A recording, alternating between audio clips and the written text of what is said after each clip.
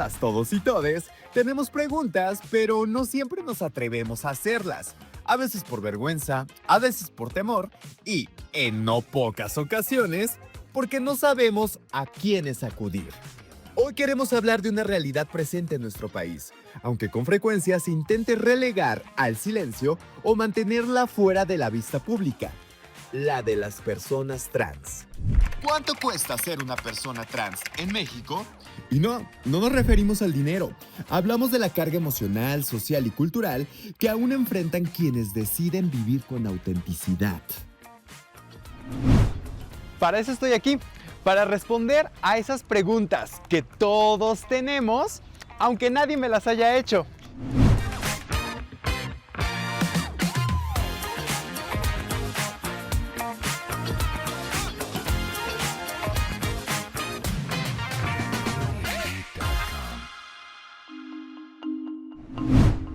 ¿Desde cuándo existen las personas trans? Hoy una persona trans puede aparecer en televisión, puede estudiar una carrera, cambiar sus documentos oficiales, ocupar cargos públicos. Y aunque parezca algo reciente, la realidad es que las personas trans siempre han existido. Lo que no siempre existió fue la posibilidad de vivir abiertamente.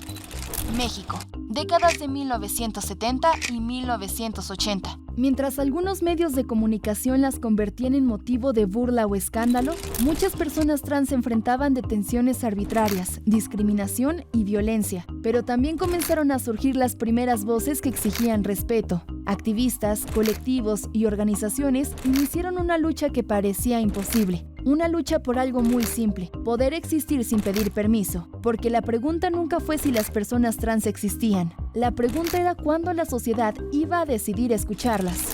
Los derechos que hoy existen comenzaron siendo preguntas incómodas.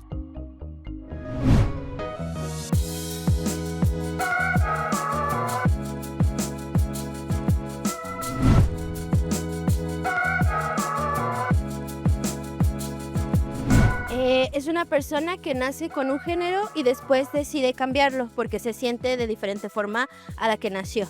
Bueno, yo lo que he escuchado es que son personas que, cual su género, en este caso hombres, tiene una inclinación a la parte femenina, lo que yo entiendo. Es una persona que nace con un género diferente, con un sexo diferente al cual se identifique.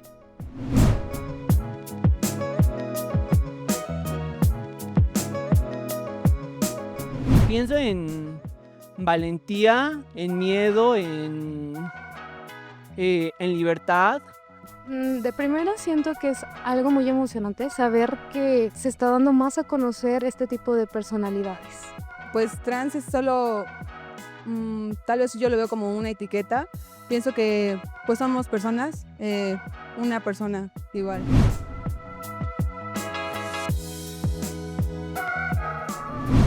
Realmente no. Como sus experiencias son distintas y realmente tienen que trabajar el triple o el cuádruple de lo que una persona comúnmente lo tendría que hacer. Desgraciadamente no. La verdad es que la sociedad, yo siento que todavía los discrimina mucho, entonces no tienen muchísimas oportunidades. Por ejemplo, en trabajos es muy difícil que los contraten pues casi en cualquier cosa. No, yo creo que definitivamente no. Yo como persona trans, pues lo veo y lo vivo, ¿no? A pesar de que en teoría no y pues sí, en lo teórico no existen diferencias, realmente en la práctica se ve mucha discriminación en lo laboral, en lo social.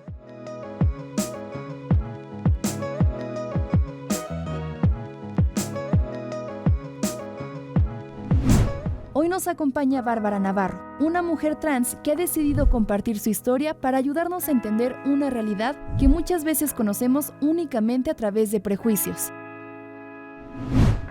Amigos, hoy estamos en Cali, el centro comunitario LGBTTIQ+, de nuestros amigos de Fuera del Closet. Y también ya escucharon con quién estoy acompañada. El día de hoy estoy con la Barbarita, Bárbara Navarro. Oye, Barbie, platícame, ¿cuánto cuesta ser una mujer trans hoy en día en México? Bueno, pues físicamente mucho, pero socialmente creo que cuesta todavía más y es algo muy importante porque pues sí nos cuesta mucha discriminación, nos cuesta hasta el rechazo de nuestra familia y lamentablemente en muchas ocasiones también incluso pues la muerte. Sí. Así de fuerte está la situación, entonces sí cuesta mucho ser una mujer trans en México y en Latinoamérica en general. Cuando yo descubrí quién era, mi identidad, fue más que nada como en la secundaria y la verdad pues me asusté mucho, no sabía qué hacer con esa información porque en ese momento no había tanta información en redes, no había como muchas referencias, entonces me asusté primero que nada, pero lo que me motivó es que de verdad yo ya no podía vivir un día más siendo alguien que no era. Entonces, o sea, de verdad por mi mente pasó esto y es que o era Bárbara o no era nadie, o sea, o ya nada. Te entiendo. Entonces tenía que ser Bárbara.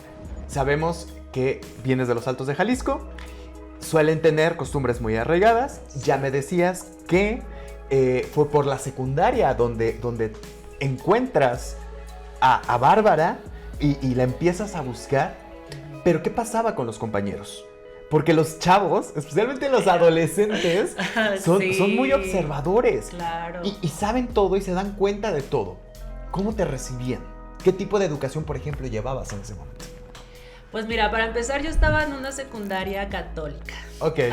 Marista. Entonces pues ya desde ahí de entrada, o sea, súmale la ciudad pequeña, conservadora, en una escuela católica, pues sí, la verdad que estos temas, o sea, cuando había yo en mi caso, en ese momento pues me percibían como gay, pues sí me bulleaban un montón, la verdad. Vengo de un lugar donde sí son muy conservadores y pues en la secundaria, o sea, es donde más te hacen bullying de lo que sea, o sea, ya ni siquiera de lo que sea te critica, te hacen bullying todo porque estamos en esa etapa como muy de hormonas y demás, pero sí, pues así más o menos me recibieron como con bullying, pero después ya todo bien. ¿Y la familia en ese momento, Barbie? No, pues no sabían nada. Seguramente lo sospechaban, claro, obviamente, porque claro. Tus papás te conocen y observan a sus hijos, pero pues yo creo que se hacían los que no pasaba nada. Oye, ¿y qué te dio la fuerza? ¿Te apoyaste en alguien? ¿Tú solita llevaste el proceso? O no sé, hubo un amigo, una amiga que te dijeron, te agarro de la mano, vamos. O igual, dijiste, o es ahora o nunca, solita o acompañada. Sí me agarré de dos amistades que en ese momento tenía, que son muy, muy importantes para mí porque me apoyaron muchísimo. Hoy en día ya no están ninguno de los dos. También son de la comunidad, lamentablemente, no están. Pero yo los recuerdo con mucho amor, con mucho aprecio, porque de verdad ellos me apoyaron mucho cuando inicié allá en mi pueblo, porque pues yo soy de... ¿De dónde eres? Soy de Tepatitlán, de una ciudad pequeñita de los Altos de Jalisco. Entonces, pues me agarré mucho de ellos y creo que fueron mi soporte y mi red de apoyo para yo poder iniciar. Y ya después, obviamente, pues con algunas referencias, investigando y cosas así como para yo también saber cómo guiarme y para iniciar mi transición y ser yo.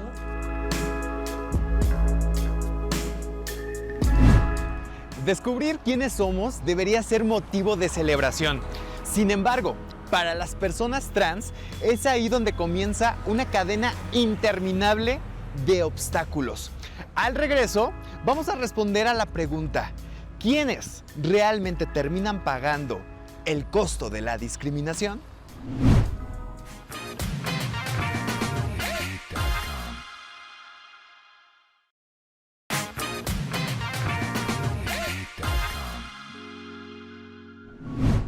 Cuando una persona trans es discriminada en el trabajo, en un hospital o en la escuela, la afectación no termina ahí. También pierde la sociedad.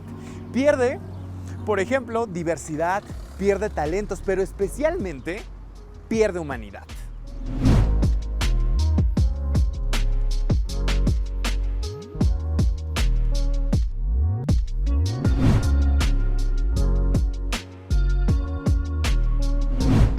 yo creo que con nuestra sociedad no está preparada para aceptar. Yo creo que falta todavía ayudar a que divulguemos esta información sobre las personas. Plenamente yo creo que no, yo creo que falta todavía muchísimo por construir, falta mucho el trabajar en temas de salud integral, de derechos humanos. Ahorita siento que estamos avanzando, afortunadamente, o sea, con la visibilidad que ha tenido la comunidad trans, por ejemplo, con Wendy Guevara, con Las Perdidas y todas ellas, afortunadamente le han dado un foco a estas personas. Entonces siento que hay un poco más de apertura, pero todavía falta camino. Considero que requiere aún muchos cimientos en la educación que tenemos. La gente no respeta y no está abierta a diferentes tipos de ideas en general. Así que considero que no.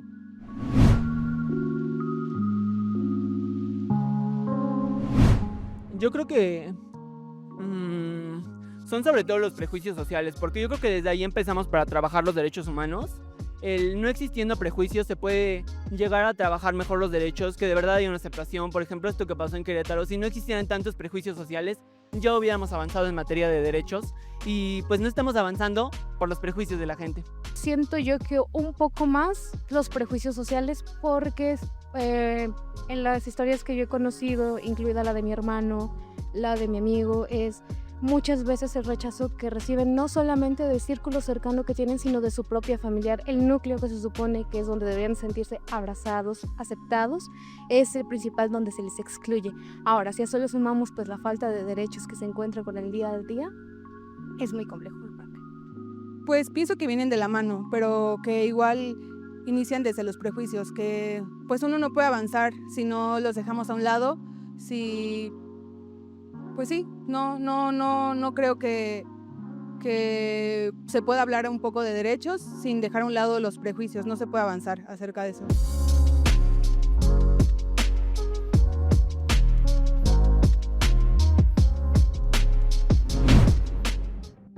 Cuando preguntamos cuánto cuesta ser una persona trans, muchas personas piensan en tratamientos médicos, pero hay otros costos que casi nunca aparecen en las cuentas. El costo de ocultarte para conseguir empleo, abandonar la escuela por discriminación, el costo emocional de escuchar que tu identidad es cuestionada una y otra vez, y explicar quién eres cada vez que muestras una identificación. Y aunque esos costos no aparecen en una factura, terminan afectando proyectos de vida completos, porque cuando una persona es excluida, no solamente pierde ella, también pierde la escuela que dejó de escucharla, la empresa que rechazó su talento y la sociedad que decidió juzgar antes de conocer. La discriminación tiene consecuencias para todos.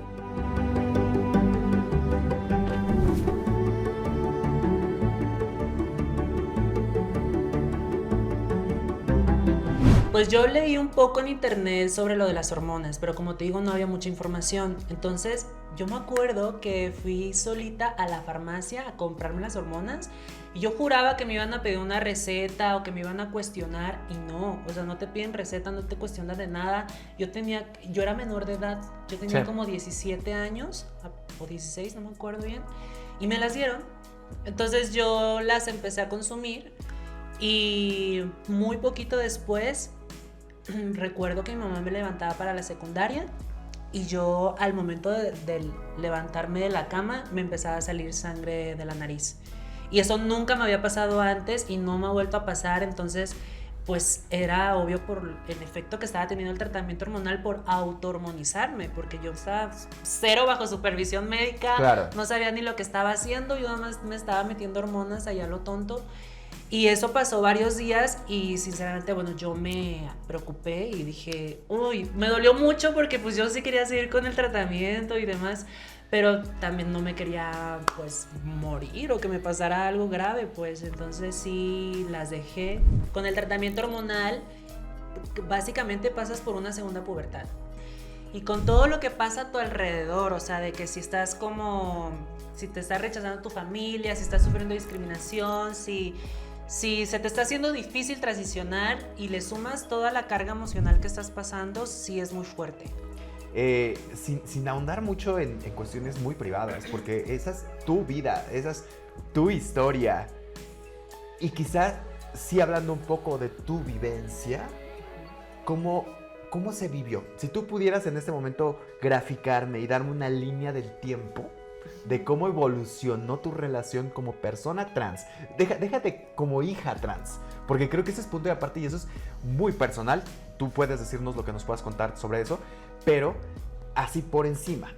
Y si pudieras hacer como una línea del tiempo, ¿cómo podrías irnos platicando tu relación como persona trans con tu familia directa? Pues fue difícil. Fue difícil porque, como te decía, cuando lo supieron y yo les dije, pues hacían como que no se la creían, pues como que no aceptaban para nada que tuvieran una hija trans y demás. Entonces, al principio sí fue muy de negación, y rechazo. O sea, sí, no me querían, pues, no me querían incluso, o sea, la verdad me llegaron a decir, que me fuera hasta de ahí del pueblo. Pero, fue una lucha para mí constante de acercar a mi familia hacia ese tema y informarlos, pues, decirles que existen las personas trans, de qué se trata todo esto, para que se empaparan un poquito de información y como que abrieran su mente. Y me costó años, sinceramente, me costó muchos años. Y poco a poco, creo que también por el contexto en el que está mi familia, que es una ciudad pequeña, Jalisco, conservadora y demás. Costumbres les costó un poco más abrirse y eso, pero pues poco a poco, fue con el paso del tiempo que fueron como aceptando, porque pues también ya no tenían como de otra. o sea, o me aceptaban o no, o sea, era una cosa u otra. Entonces, creo que el cariño que mi mamá me tiene y el lazo que tengo con mi mamá ayudó mucho a que se pudiera abrir y acercarse y aceptarme, pues, como su hija.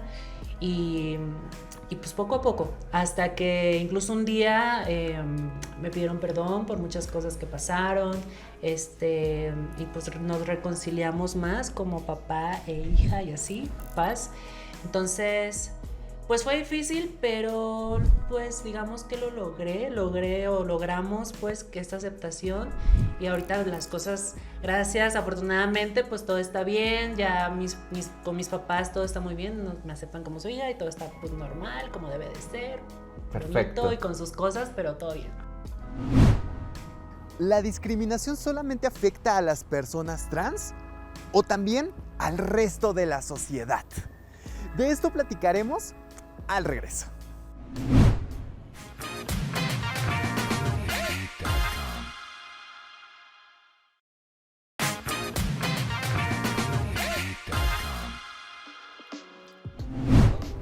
La inclusión no es un favor, es una condición que toda la sociedad debería adoptar para aprovechar las capacidades y los talentos de todas, todos y todes. Sabemos que en México ha habido un gran avance en materia de derechos humanos y leyes en pro de la comunidad LGBT+. Pero esto ha sido gracias al trabajo arduo de grandes activistas. Y su trabajo, por supuesto, es digno de reconocerse.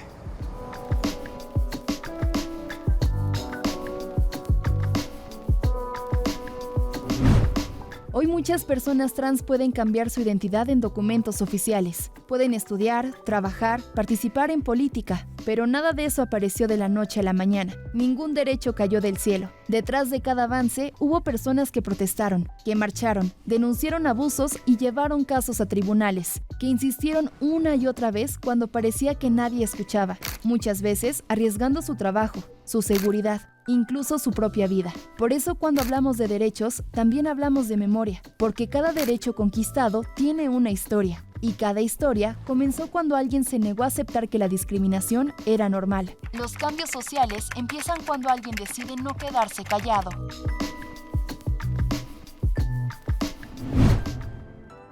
Cali ofrece una cantidad de servicios que van desde la asesoría médica, jurídica y psicológica. A través de nuestro equipo podemos brindar atención de manera gratuita en cuestión jurídica y médica y psicológica a un bajo costo. Cali busca establecerse como un espacio seguro para las personas LGBTIQ+. No es lo mismo, por ejemplo, que una persona asista a alguna institución pública para hablar abiertamente acerca de su estatus de VIH o algún otro tipo de infección de transmisión sexual o algún problema de discriminación, a que lo haga justamente dentro de un centro o de un lugar donde sabe que no se le va a juzgar, donde sabe que no se le va a revictimizar. Espacios como Cali buscan trabajar a partir de una atención comunitaria, es decir, no nada más la atención entre pares, sino que podamos incidir de manera respectiva en el tejido social. Y esto, como tal, va a ayudar a finalmente disminuir la discriminación, la segregación, porque lamentablemente, a pesar de que las personas LGBTIQ+ hemos existido desde el inicio de la historia, no se ha tomado en cuenta en estas circunstancias ni en estos contextos. Les invito a que conozcan Cali porque hasta el momento, desde nuestra apertura del 29 de marzo para acá, hemos atendido a cerca de 300 personas. Eso nos habla de la necesidad y la importancia de tener estos espacios. Les invito a que sigan donando también a nuestro trabajo. Lo pueden hacer a través de nuestras redes sociales si así les interesa. Tenemos un horario de atención de 10 de la mañana a 5 de la tarde, de lunes a viernes, y los sábados de 11 a 2 de la tarde. No es necesario que hagas una cita. Aquí te esperamos con los brazos abiertos. Entonces vengan, visítenos, conozcan este espacio que es un espacio seguro para todas, todos y todos ustedes.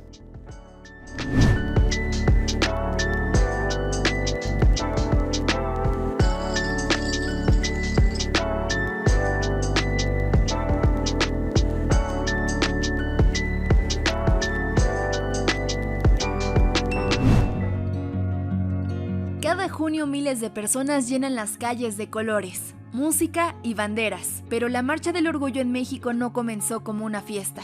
Comenzó como un acto de valentía.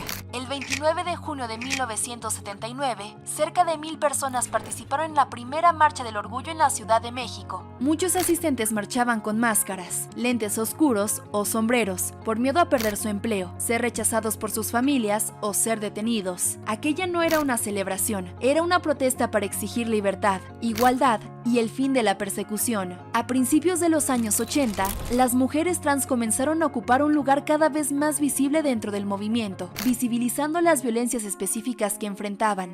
Poco después, la epidemia del VIH-Sida transformó las prioridades de la marcha. Además de exigir igualdad, la comunidad salió a las calles para reclamar acceso a la salud, combatir el estigma y defender la vida. Con el paso de las décadas, la marcha creció hasta convertirse en una de las más grandes de América Latina. Hoy reúne a cientos de miles de personas, familias, colectivos y aliados. Hay música, carrozas y celebración, pero su esencia permanece intacta. Recordar que cada derecho conquistado nació gracias a quienes se atrevieron a marchar cuando hacerlo podía costarles la libertad, el trabajo o incluso la vida.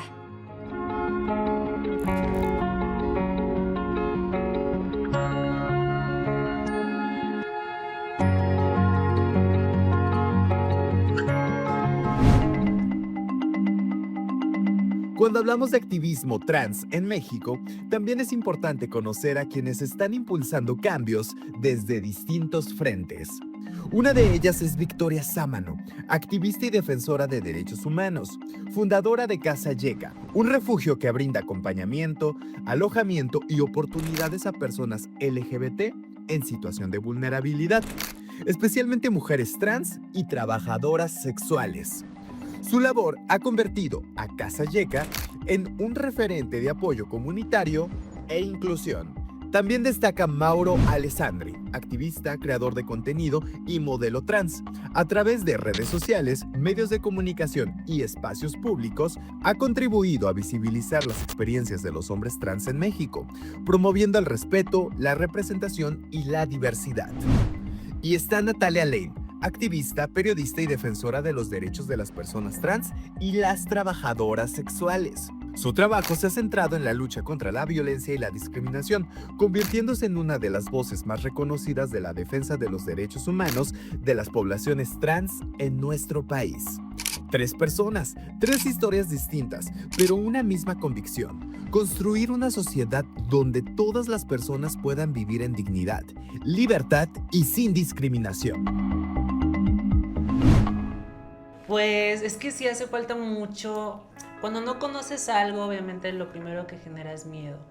Pues yo creo que más comunicación hacia con sus hijos y que traten de sentarse a platicar y escuchar a sus hijos y escuchar lo que sienten y tratar de ser más empáticos, pues, o sea, porque pues es tu hijo, no puedes como que nada más por algo así abandonarle y dejarlo en la calle, que muchas veces pasa, sino ser un poco más empáticos con sus propios hijos y escucharlos y pues espero que eso pues a lo mejor siembra una semillita ahí de empatía y de conciencia de por lo menos no abandonar de esa manera tan drástica a sus propios hijos. Vámonos al otro lado.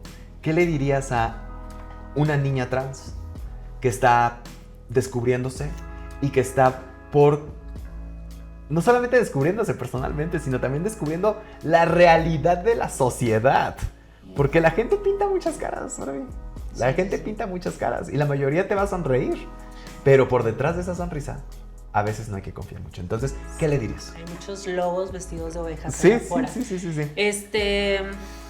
Pues mira, algo que a mí me funcionó, como lo dije también hace rato, es que si crear una red de apoyo, o sea, si tienes alguna amistad en la que confíes y que te apoya de verdad, aférrate a esa persona porque, bueno, si es que tu entorno es como el de la mayoría de las personas trans, que es rechazo de familia y discriminación y demás, aférrate a esas personas que te apoyan porque son los que te van a, pues, salvar la vida, básicamente. ¿Tú cómo te imaginas el mundo, el México dentro de 10 años hablando de nosotros como personas LGBT?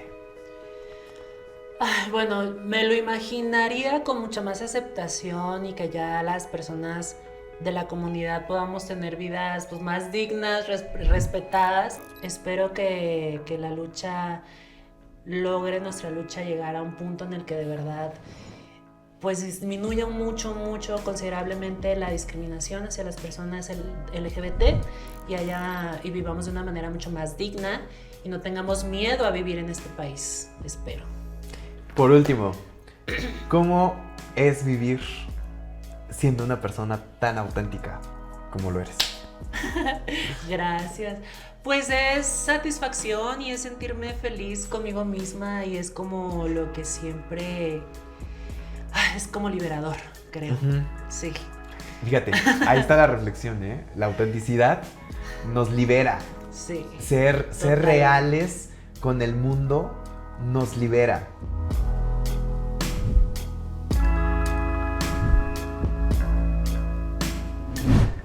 Hoy hablamos de inclusión, de derechos, de respeto, de discriminación. Porque, ¿qué creen? Detrás de cada estadística hay una historia. Y detrás de cada historia, una persona que merece ser escuchada.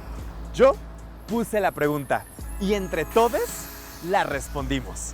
Hasta la próxima.